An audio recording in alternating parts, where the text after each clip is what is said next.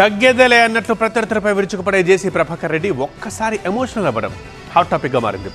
ఇంతకు ఆయనకు వచ్చిన బాధ ఏంటి, ఆ కన్నీటి వెనుకున్న గాథ ఏంటి?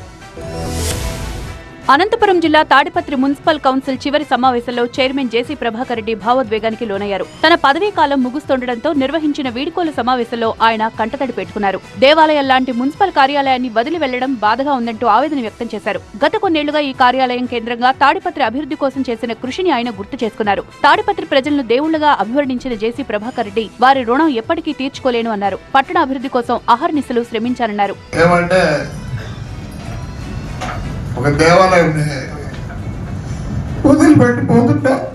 భవిష్యత్తుపై తనకున్న విజన్ వివరిస్తూ 2027 నాటికి తాడిపత్రి పేరు ప్రపంచ పటంలో నిలుస్తుందని వ్యాఖ్యానించారు. ఆ స్థాయి అభివృద్ధిని పట్టణంలో తీసుకొస్తామని ధీమా వ్యక్తం చేశారు. అధికారుల మద్దతుతో అనేక సవాళ్లను ఎదుర్కొని ఇక్కడి వరకు వచ్చామన్న ఆయన రానున్న మున్సిపాలిటీ ఎన్నికల్లో డబ్బుకు లొంగిపోకుండా అభివృద్ధికే ఓటు వేయాలని సూచించారు. తాడిపత్రి క్షేమం కోరే మంచి వ్యక్తులను మాత్రమే కౌన్సిల్ కు పంపాలని ప్రజలకు పిలుపునిచ్చారు. కార్యాలయం నుండి బయటికి వెళ్తున్నప్పటికీ తన హృదయం ఎప్పుడూ తాడిపత్రి ప్రజల కోసమే తప్పిస్తుందని భావోద్వేగంతో ప్రసంగాన్ని ముగించారు.